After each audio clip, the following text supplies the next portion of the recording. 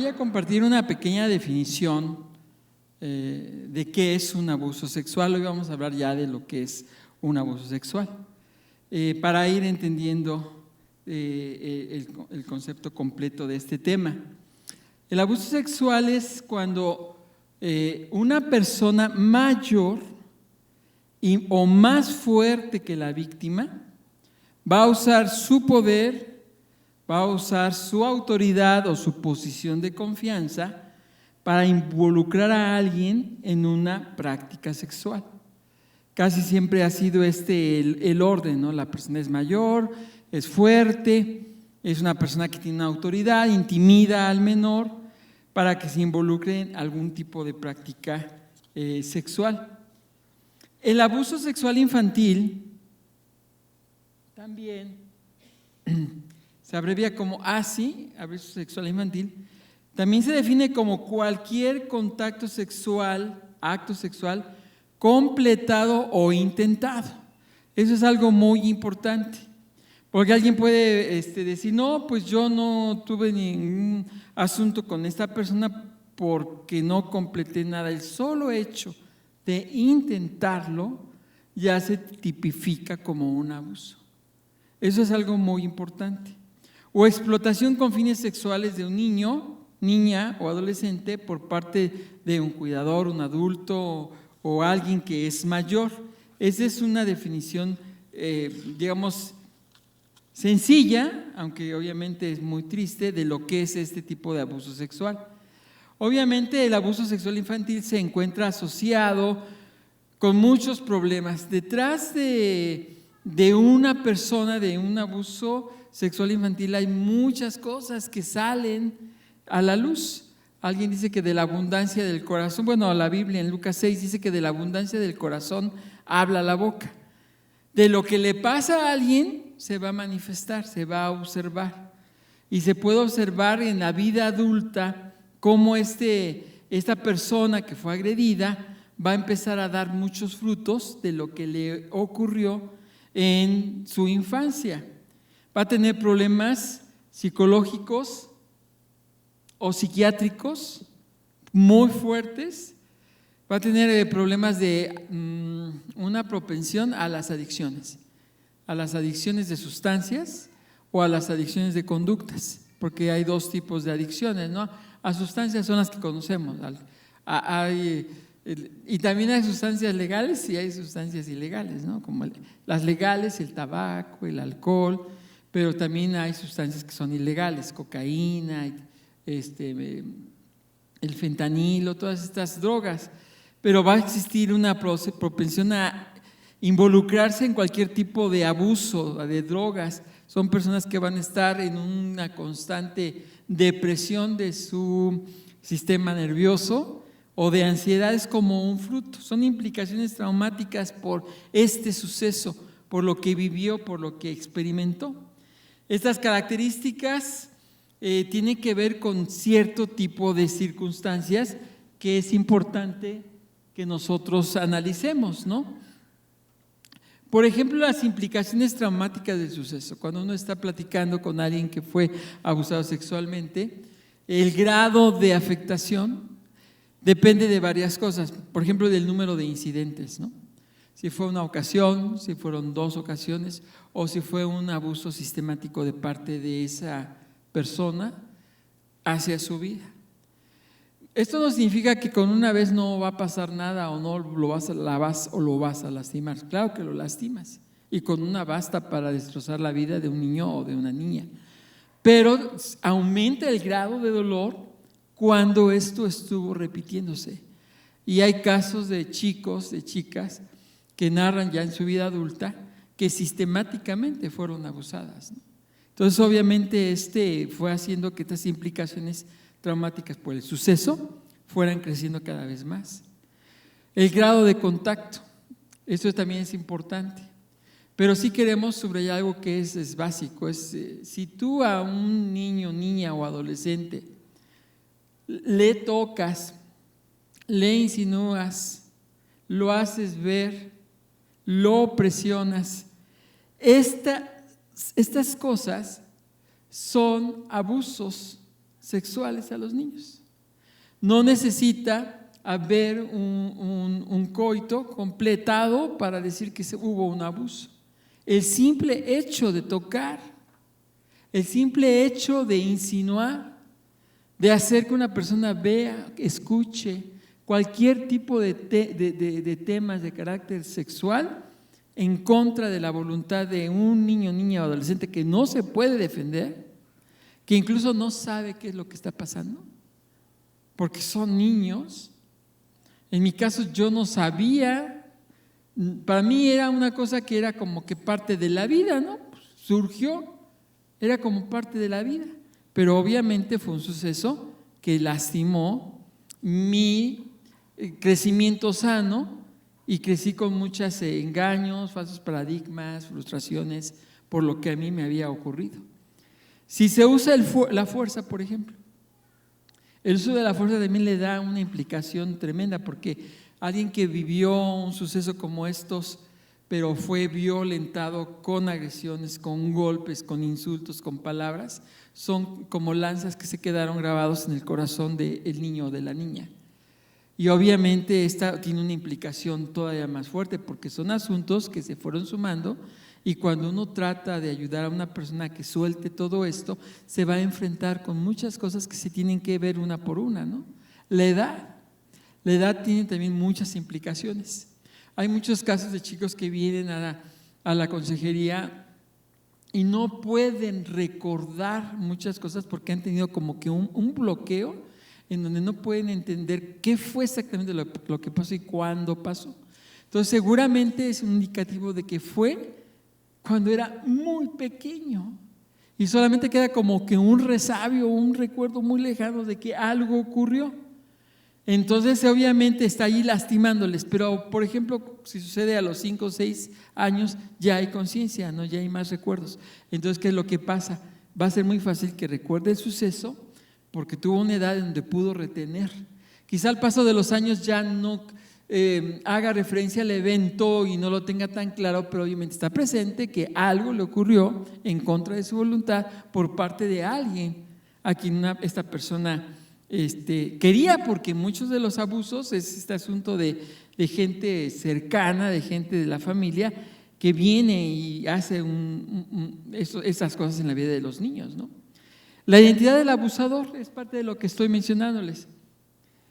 Obviamente cuando se da entre las relaciones familiares es algo tremendo, es algo que es bien triste. ¿Por qué? Porque los vínculos de confianza, imagínense un niño, una niña que se avienta a los brazos de alguien con toda la seguridad de que va a ser protegido, alimentado, cuidado, de esa persona, de esa entidad, de ese sujeto, recibió algo que rompió su corazón, rompió su confianza. Y muchas veces, ¿qué es lo que pasa? Como hay una relación tan cercana, empiezan a guardar silencio. Y es un secreto obligado, ¿no? Se queda ahí, no se lo digas a nadie. Yo me acuerdo que a mí me decía, porque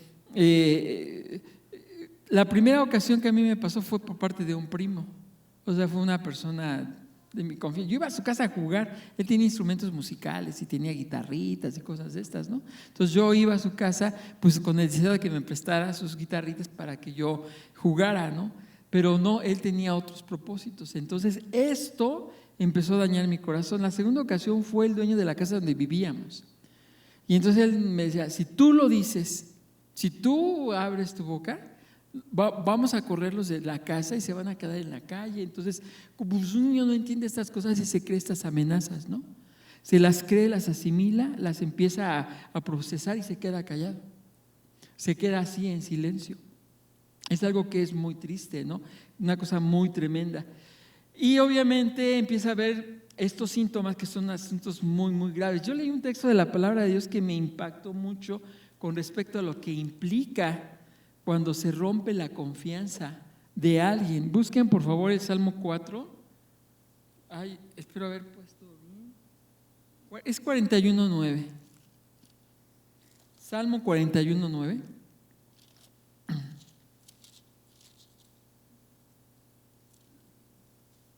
Oh, sí, Salmo 41:9. yo me puse a pensar qué doloroso es que a alguien le rompan su confianza, ¿no?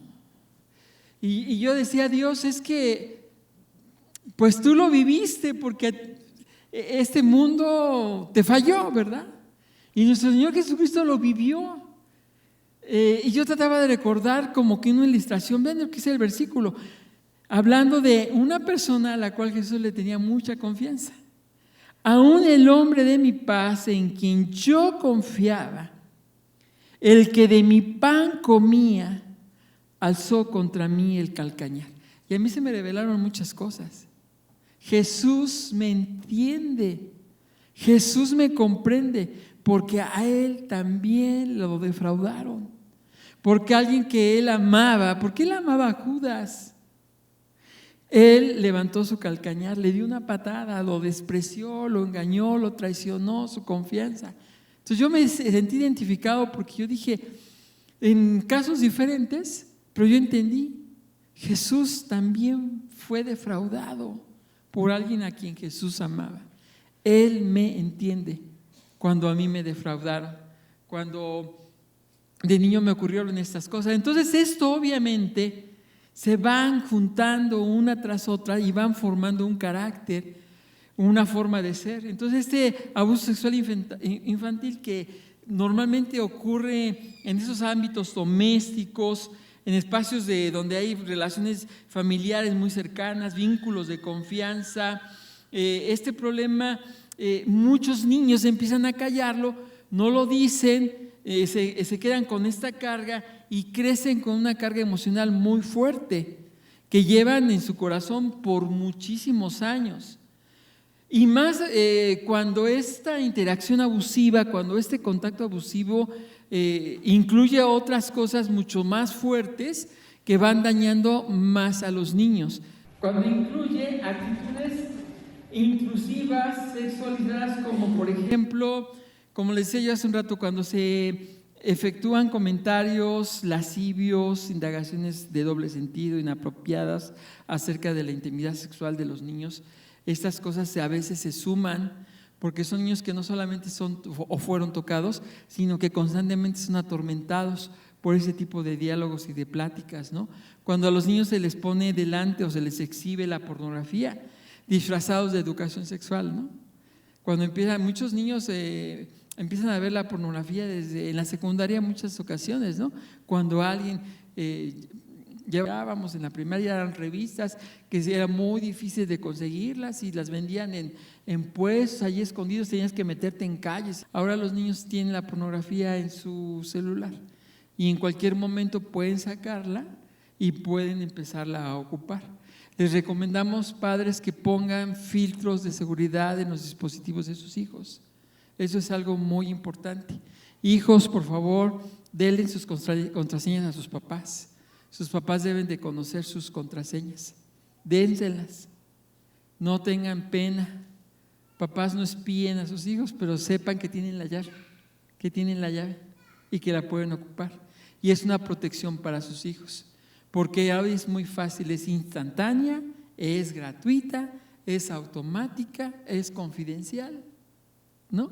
Y los chamacos conocen, perdón chamacos, los niños conocen ya las maneras de evadir todos los filtros, pero si ustedes instalan filtros, eso va a ser de mucha ayuda.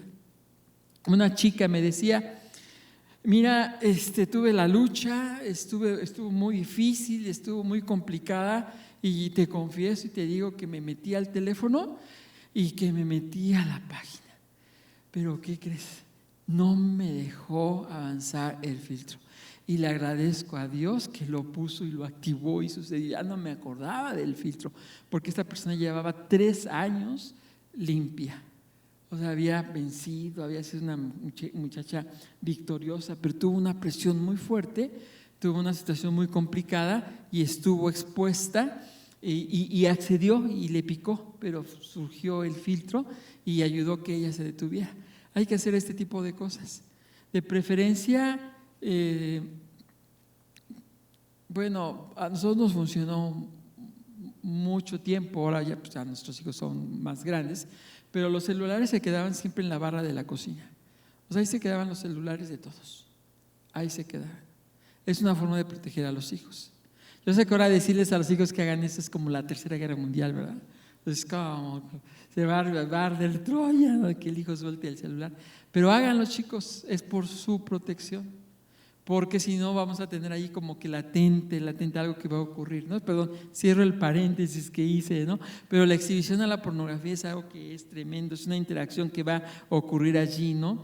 Y instar que los niños, niñas y adolescentes tengan sexo entre sí o fotografías de poses sexuales. Sí están ustedes viendo ahorita cómo está el baile ese del perreo, ¿no? Sí lo conocen, ¿no? ¿Sí lo han visto? Bueno, si nadie lo ha visto, ni por curiosidad lo veas, ¿no? Pero es algo que se conoce, ¿no? Estos bailes en donde los niños o las niñas bailan con sus profesoras, con sus tías, con sus tíos en posiciones de perros, haciendo el acto sexual. Con esta música, que no recuerdo el nombre del ritmo, pero tiene ahí el nombre, ¿no?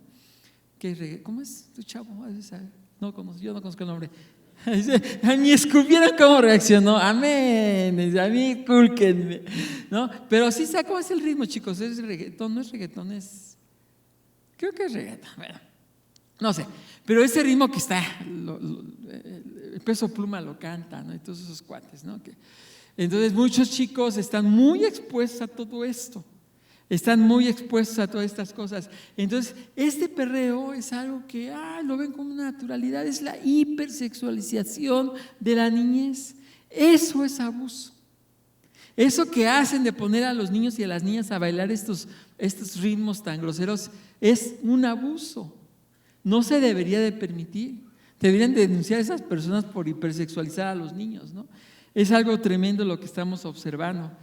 Y obviamente el grooming, ¿no? Que es contactar a través del internet con propósitos sexuales a los niños y a las niñas, ¿no? Con engaños. Ese es bien importante. No dejen a sus hijos después de que se apaga la luz, que se queden en su computadora, que hagan la tarea temprano o saquen la computadora al comedor, porque es un momento de muchísima tensión. Porque los chicos en serio tienen un bombardeo tremendo de información para que caigan en estas garras de la tentación sexual, y eso es un abuso, ¿no?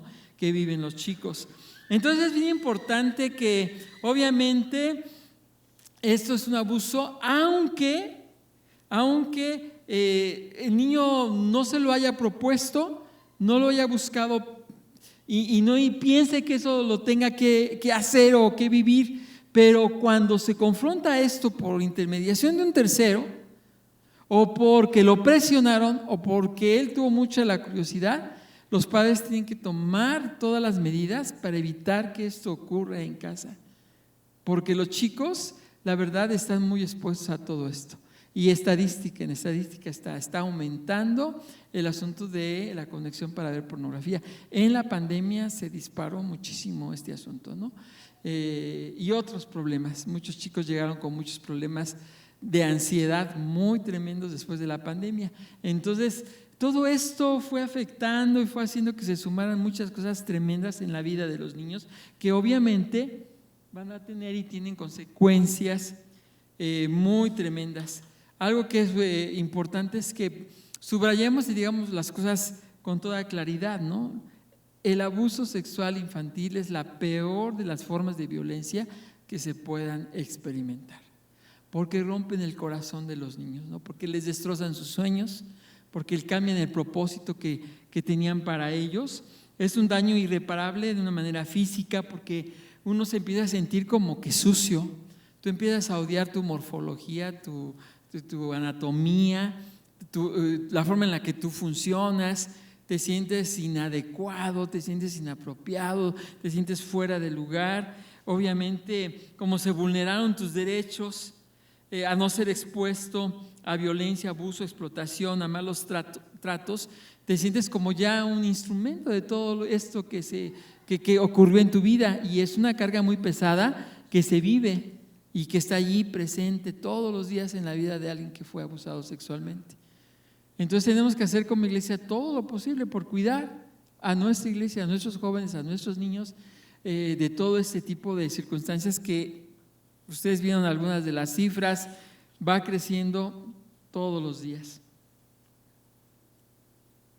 Imagínense ustedes que es como este pequeño arbolito, ¿no? Este abuso sexual es una forma tremenda que tiene unas causas muy profundas. Y vamos a ver, piensen que es como este árbol, ¿no?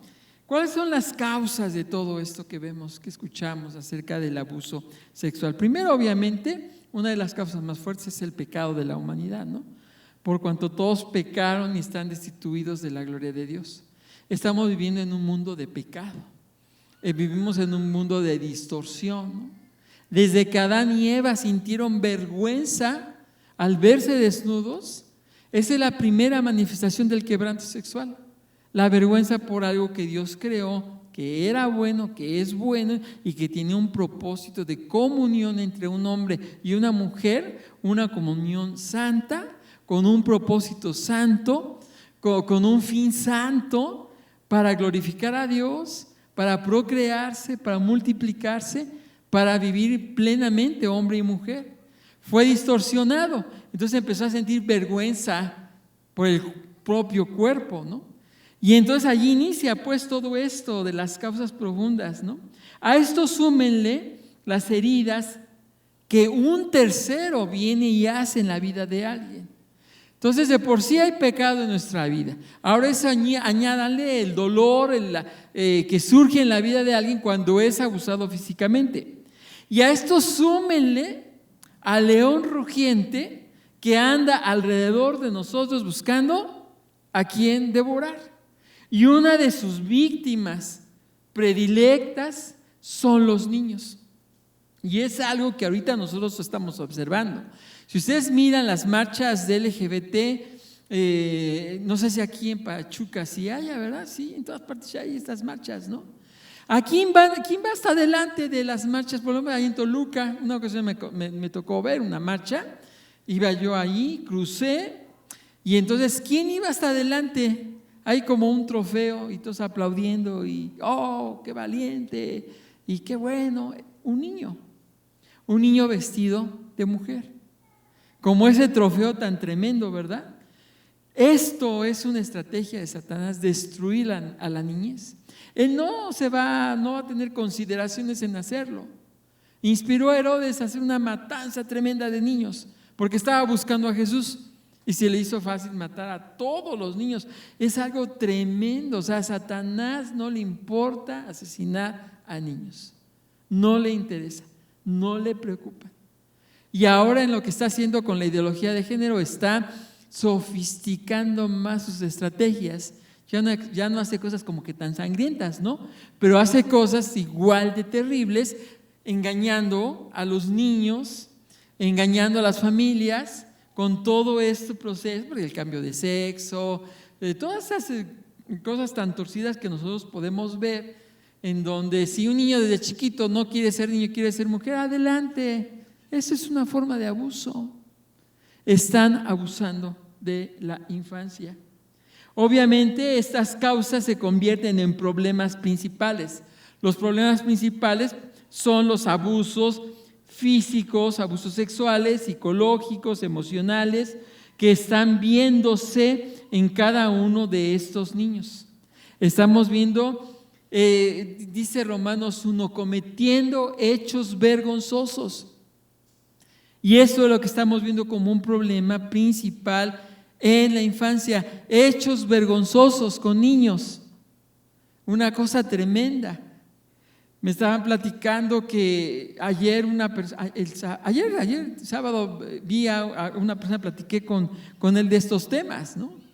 Ya es una perversidad tremenda, no voy a mencionar las cosas que hacen con los niños aquí, pero es algo terrible y tremendo que hacen con la infancia.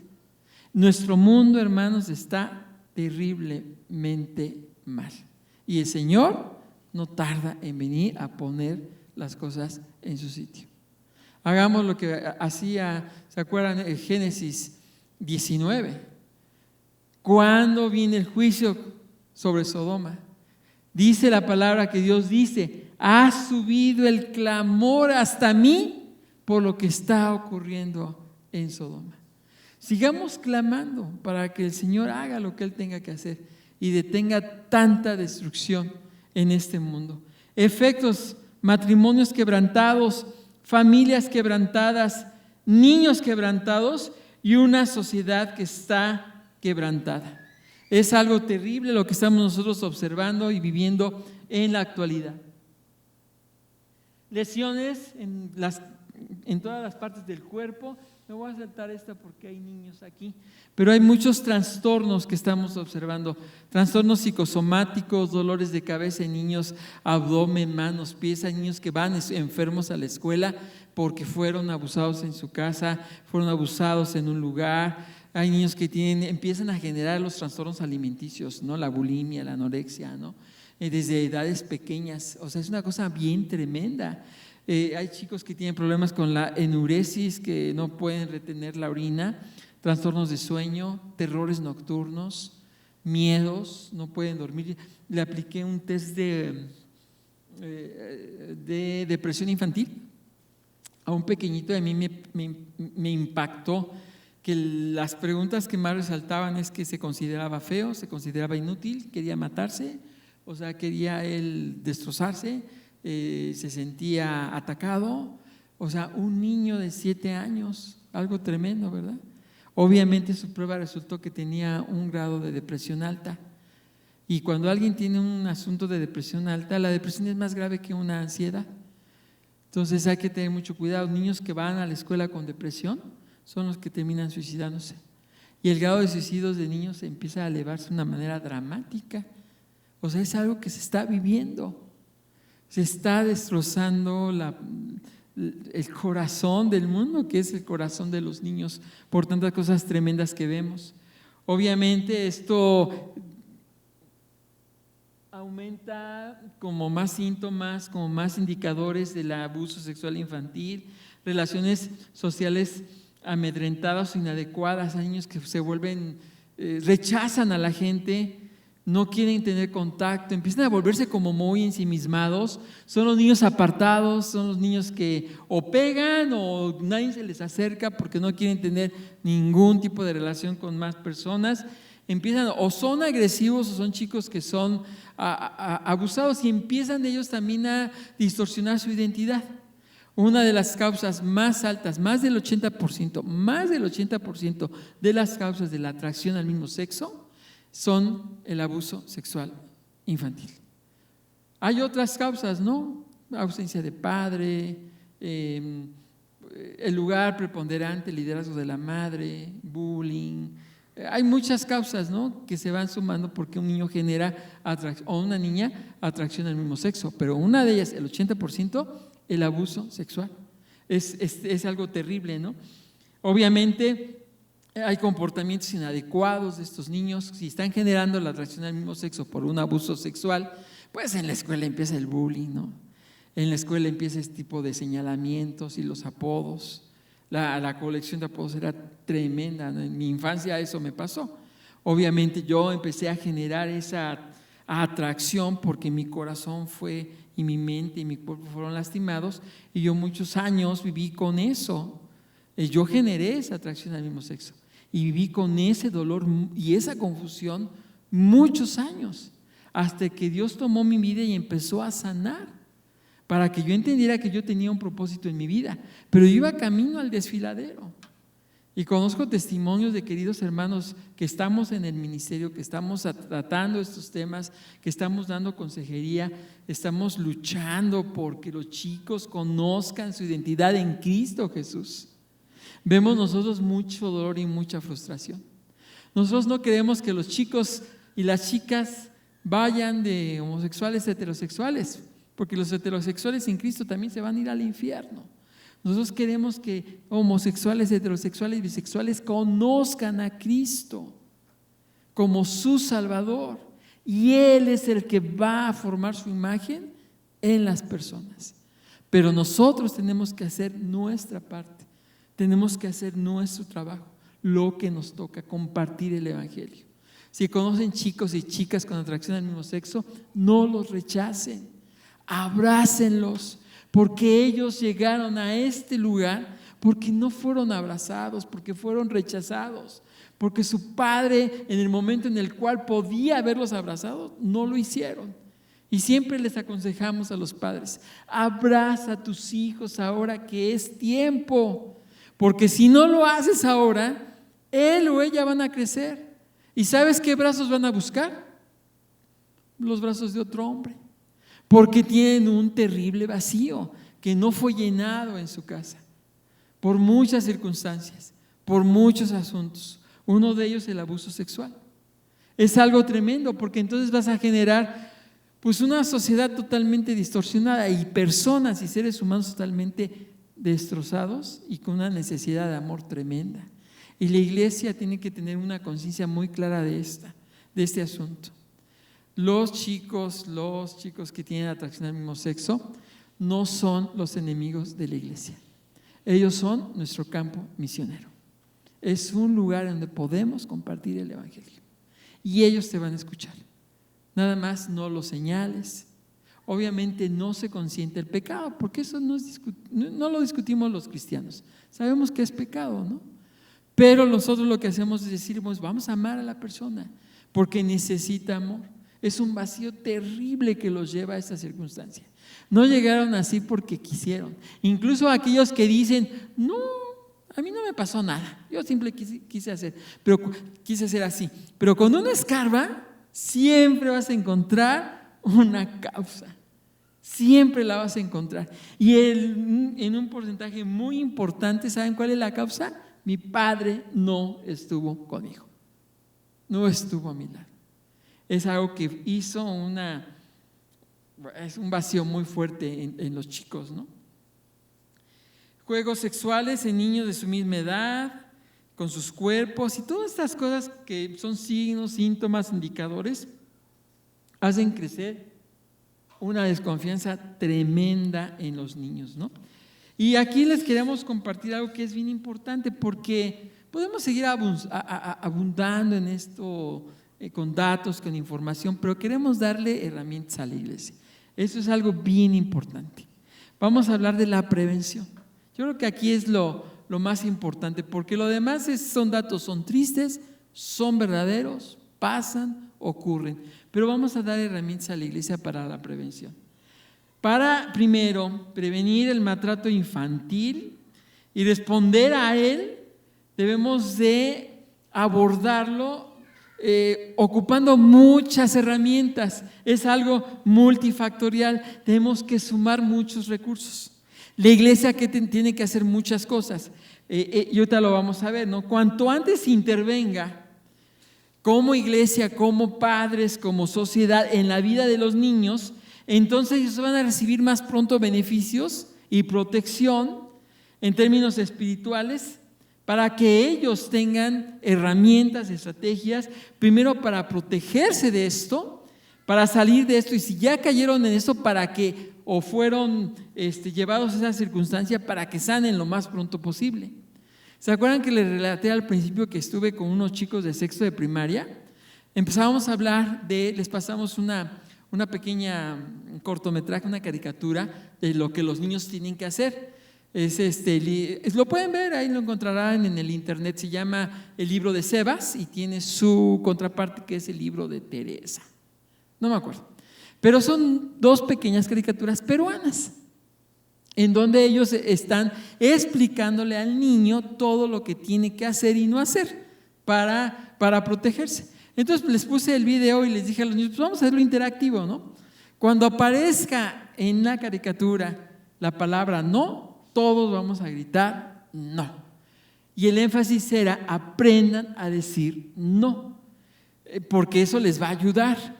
Y lo estuvimos practicando y fue bien interesante porque los niños gritaban no, pero después ellos empezaron a levantar la mano y pues ¿qué me van a decir ahora? Yo ya estaba allí emocionado, pero yo estaba ciscado por el grado de información que tenían. Y uno levanta la mano y dice: no, yo voy a agarrar siempre un palo y si se me acerca uno, yo sí le voy a dar. No, dice, y empezaron a dar ideas de lo que tienen que hacer con las personas que se puedan acercar con ellas y quererles abusar, ¿no? Digo, eran algunos métodos un poco violentos, pero al final pues se tienen que defender, ¿no? Si están siendo agredidos.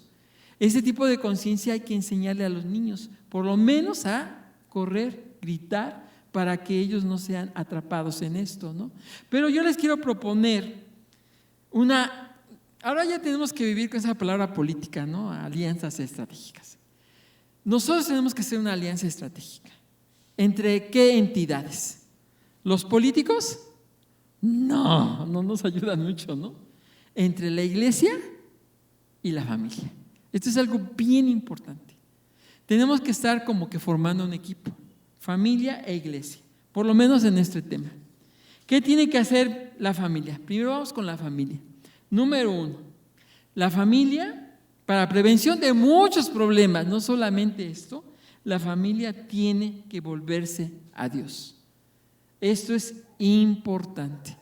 La familia tiene que estar consagrada a Dios. Esto lo enseña Lamentaciones 5:21. Son muchos textos, pero sí me gustaría, algunos podemos ver, ¿no? Vamos a ver el de Lamentaciones. Y alguien dice, ¿dónde está Lamentaciones? Bueno, es su vecino de Jeremías.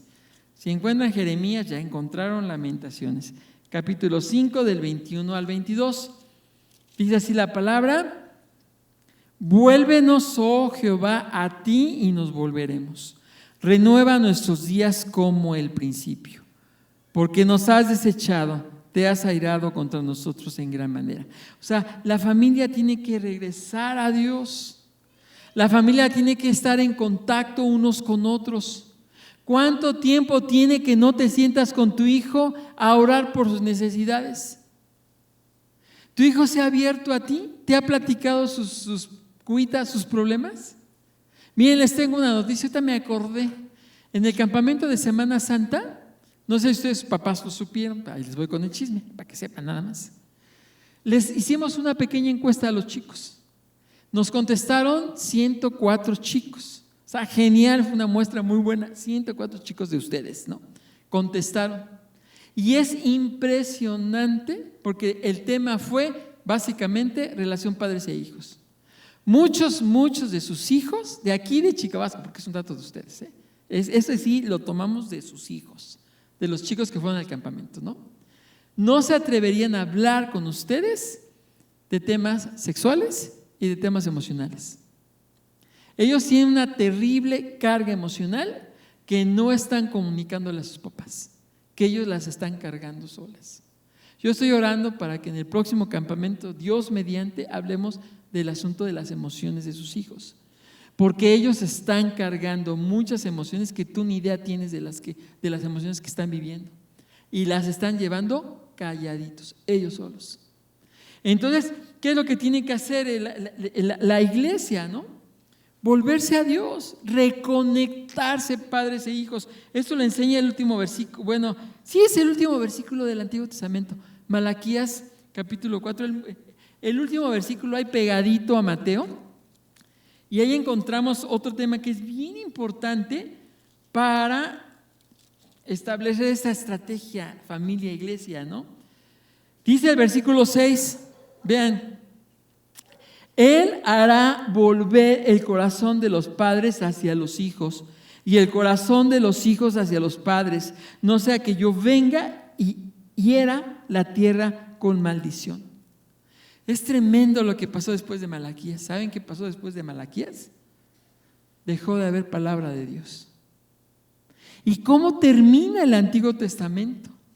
Con un recordatorio de que la familia tiene que reconciliarse, de que la familia tiene que volver a crear vínculos, de que la familia tiene que hacer que los hijos amen a sus padres y los padres amen a sus hijos. Si la familia está en esa unidad espiritual, obviamente muchas cosas se arreglan. Las cosas se arreglan cuando la familia está funcionando adecuadamente. ¿Por qué creen que Satanás está atacando tan fuertemente al matrimonio, a la familia, a los niños? Porque son instituciones creadas por Dios para que seamos completamente plenos y felices. ¿Y qué hace Satanás? Pues destruyamos a los matrimonios. Hagamos que los hijos odien a sus padres, que los padres no se sienten con sus hijos a orar, que las mamás, que los hijos, y vamos a destruir a la familia, que no haya vínculos. Entonces volvámonos a Dios y reconciliemos y reconectemos a los hijos con los padres. 3, tomar en sus manos la reeducación de sus hijos. Si el mundo está enseñando tantas cosas torcidas, ¿qué tenemos que hacer los padres? Reeducarlos. Nosotros tenemos que quitar toda la basura que hayan recibido. Aquí hay muchos que tienen a sus hijos en homeschool, ¿no? Otros los mandan a las escuelas. Pero aún así, en Inglaterra, el homeschool, eso que uno dice, no, pues mejor yo en mi casa los educo, no, ya nadie se va a meter con ellos. Están legislando la posibilidad de que la ideología de género también se meta en el homeschool y que el homeschool rinda cuentas de lo que están enseñando en casa. Fíjense hasta dónde estamos llegando. Pero no importa, nosotros tenemos que reeducar a nuestros hijos, hacer como esta limpieza, ¿no? Es que ya mi hijo ya está muy grande, pues recuérdale la verdad de Dios, recuérdale lo que Dios enseña. Entonces eso es algo muy importante. 4, filtrar lo que ven, lo que oyen y con quién conviven los hijos. Eso es algo también bien interesante. Ahora ya es muy común que la familia se siente a ver Netflix y que nos hagamos nomás los oxisos tantito cuando aparecen escenas medias violentas en la televisión y ya cierran los ojos, ¿no? ¿Ya pasó? No, todavía se oye el beso, ¿no? Cierra los ojos, pero acá toda la información está entrando, ¿no? En lugar de apagar la televisión y decir, ya no vuelvas a contratar Netflix porque salen cosas buenas, pero también está lleno de mentiras y de basura, ¿no? O sea, tenemos que filtrar lo que vemos, lo que escuchamos. ¿Qué música están escuchando tus hijos, no? Están todo el tiempo con los audífonos, ¿no? ¿Qué estarán escuchando? ¿Qué estarán escuchando? Y a veces nos llevamos cada sorpresa, ¿verdad? Que lo que están haciendo es llenando de información. Y estamos convencidos que la música es un instrumento satánico para cautivar a nuestros hijos. Y tenemos que romper con eso. O sea, la familia tiene que hacer muchas cosas. Eso no lo va a hacer la iglesia, ¿no? No, llega el pastor, llega ahí Ricardo o alguno de los ancianos acá y ven a un chico y le quitan los audífonos, los meten a la cárcel por abusar de sus derechos humanos, ¿no? ¿Qué me quitó los audífonos, no? No es la labor de la iglesia. Los padres tienen que reeducar. Y yo sé que es bien difícil, es bien complicado, ¿no? Pero tenemos que hacer nuestra labor. Muchos de los que están aquí, a lo mejor tienen hijos ya muy grandes, ¿no? Pero chicos, ustedes se van a casar, los que están aquí jovencitos. Amén, digan amén, se van a casar, ¿no? Ya los jóvenes no dicen tan fácilmente amén, ¿verdad? Se van a casar, van a tener sus hijos. Siempre cuiden lo que sus hijos van a recibir, porque ya van a recibir cosas todavía cada vez más tremendas y más groseras. Y 5, comunicación de padres, madres e hijos. O sea, aprendamos a comunicarnos, ¿no? Y ahora va la tarea para la iglesia. A ver, hermanos, apúntenle, hagan la tarea. Número 1, complementen el currículum de la iglesia. Obviamente en la iglesia tienen pues mi programa de escuela dominical de un año, va a ser este y este y este. La iglesia es para enseñar la palabra de Dios. Aquí no se va a convertir en un instituto psicológico bíblico, no. Va a seguir siendo un lugar donde se exalte la palabra de Dios. Pero la iglesia ahorita, con los tiempos que estamos viviendo, hermanos, no creamos que nuestros hijos escuchan las cosas, están más informados que nosotros. Y muchos de ellos, ¿saben qué es lo que dicen? Mis papás nunca me lo dijeron, y en la iglesia, pues, si mencionas públicamente el nombre de una parte de los genitales masculinos o femeninos, se nos desmaya el hermano y la hermana. Porque la iglesia ha llenado de prejuicio a algo que es santo y puro como el cuerpo del ser humano. Entonces, ¿qué es lo que tiene que hacer la iglesia? Obviamente, con información, tiene que ampliar el currículum con seminarios, con talleres. No es cada 8 días, no es todo el tiempo, pero debe haber algo sistemático para equipar a la iglesia en contra de la ideología de género. Decir, hoy vamos a hablar de este tema. Hoy vamos a hablar de este tema, ¿no? Maestro de escuela dominical, cuando hablen de la creación, no se avergüencen si el chavo dice, ay, ¿cómo que en 7 días creó Dios? No, pónganse a estudiar. Hay páginas de internet de escuelas bíblicas, de páginas, respuestas en Génesis, bien interesantes, que equipan a los papás, les dan las respuestas, nos ayudan. Ocupemos también las redes para estas cosas tan buenas, ¿no? Eduquémonos, capacitémonos. La iglesia tiene que tener herramientas para que cuando un niño se levante y algo de lo que les enseñaron, ustedes digan, órale, vamos a platicar del tema, ¿no? Y les saquen información. ¿Qué va a decir el niño? Está informado. No así como humillar al niño, ¿no? Y, ay, chamaco, ¿cómo crees todas esas cosas? ¿No? Sino con amor, con convicción, que ellos sepan que la iglesia no tiene ningún problema en confrontar estos temas, porque afuera todo el tiempo se los dicen. Están bombardeados de esto. 2, apoyen a los padres en la iglesia. Esto es bien importante. En el grupo de varones, si aquí hay grupo de varones, no lo sé, apoyen estos temas. Oren un tiempo acerca de, vamos a hablar hoy por el matrimonio del hermano Ramírez, ¿no? Vamos a orar, ¿no? Yo sé que tu esposa te grita, hermano, vamos a orar por ti, ¿no? Yo sé que está difícil, ¿no? La guerra allí en tu casa, vamos a orar por ti, ¿no? Y aquí, lugar seguro, no vamos de chismosos, no lo vamos a poner en la lista de oración, ¿no? Vamos a orar por ti, ¿no?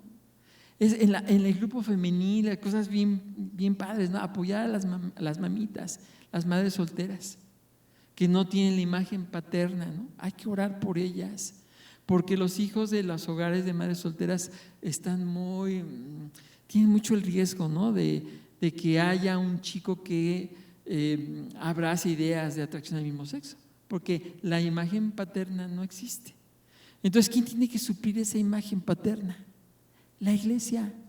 Pongan a jóvenes, a ver cuántos jóvenes hay aquí y cuántas de ustedes jóvenes dan clases de escuela dominical. No, es para las mujeres, ¿no?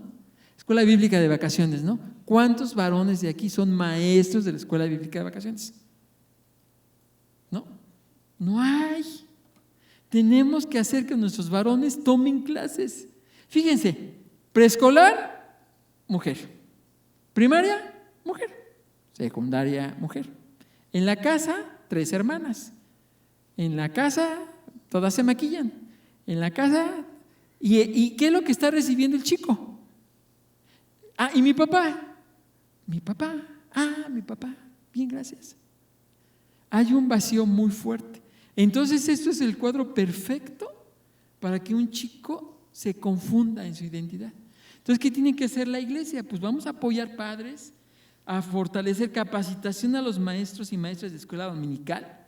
Tenemos que aprender y estudiar estos temas, hacer programas de prevención. ¿Cómo prevendríamos un incendio si tiembla? Pues vamos a prevención, ¿no? ¿Cómo prevendríamos si pasa esto? ¿Cómo lo enseñarían, no? Eso se tiene que hacer. 5, formación de ministerios intencionales para atender temas de quebranto relacional y sexual. Capaciten, hay formas, tampoco hay muchos, ¿no? O sea, que quisiéramos, ¿no? Pero hay que formar, hay grupos que capacitan sobre estos temas. La iglesia ya tiene que estar a la vanguardia. Ahora es triste porque, miren, muchas iglesias se acercan a estos temas cuando el problema les llega, mientras creen que esto nunca va a pasar. Pero cuando les llegan, y con todo respeto lo digo, no digo que pase aquí, pero es algo que ha pasado en muchas iglesias y nos pasa porque nos llaman por teléfono los pastores y nos dicen, es que mi hijo acaba de decir que le gustan los chicos. Hasta entonces hay interés por el tema. Tenemos que prevenir. O sea, es algo bien importante. La iglesia tiene que capacitarse, tiene que capacitar para saber cómo manejar esos temas. Es algo que ya vamos a vivir. El Señor viene y esto igual, muchas cosas ya nos va a librar de verlas, pero de todas formas tenemos que estar preparados para capacitar, enseñar y contrarrestar todas estas cosas tremendas en la vida, ¿no? Muy bien. Vamos a lo último. Estos son algunos tips que les damos como conclusión en el proceso de prevención. La UNICEF nos dice que son más de 24,000 denuncias de abuso sexual infantil diario. diario, 24,000 denuncias. Entonces, enséñales a sus hijos cosas como estas, ¿no? Que no acepten invitaciones de personas que no conocen.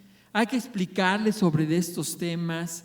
Hay que enseñarles sobre su cuerpo, sus partes privadas, que nadie debe de tocarlas. Hay que enseñarles que aprendan a decir no ante propuestas indebidas.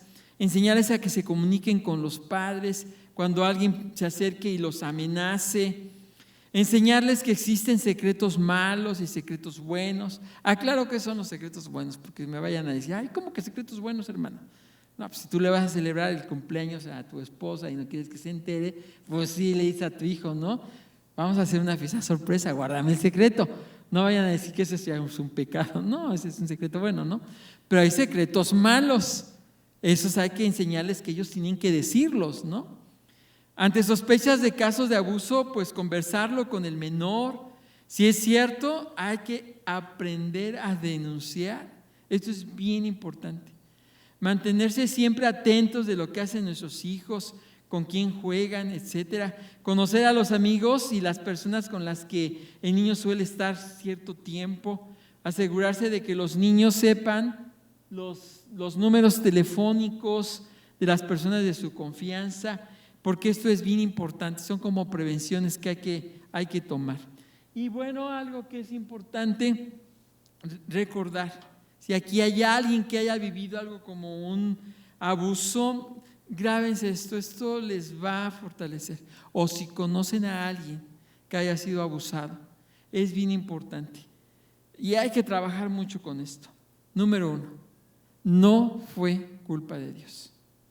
Eso que nosotros escuchamos, porque de hecho yo lo dije y me acuerdo que escribí por ahí una carta donde yo le decía, ¿dónde estabas, Dios, cuando a mí me pasó lo que me pasó? ¿Dónde estabas, no? Y Dios me contestó con un texto. Jehová se manifestó a mí hace ya mucho tiempo diciendo, con amor eterno te he amado, por tanto yo te prolongué mi misericordia. Entonces yo entendí que a mí Dios siempre me amó y que tenía un propósito para mi vida. Y si tenía que vivir todo esto es porque algo iba a pasar en mi futuro, ¿no? Y pues bueno, Dios a mí, un servidor, mi esposa y hasta nuestros hijos, pues nos ocupa en este ministerio. Había un propósito. Yo no lo entendía cuando era niño, ¿verdad? Yo lo fui entendiendo con el paso de los años, que había un propósito. Y yo supe que Dios me había amado. Dios no es el culpable. No es culpa de Dios, no es culpa de la víctima, porque a veces uno se victimiza, ¿no? Yo fui el culpable, porque me vestía así, porque llegaba en la tarde, se lo están repitiendo hasta que la persona se lo cree. Y Dios tiene los recursos para sanar. Es como este hombre que está allí pintando, está restaurando esta obra de arte. Dios restaura, pero se tiene que tomar un tiempo para que esto ocurra. Pienso yo así, lo manifiesto, ¿no? Así más o menos como yo lo entiendo en mi mente. No me tengo yo que preocupar por el victimario.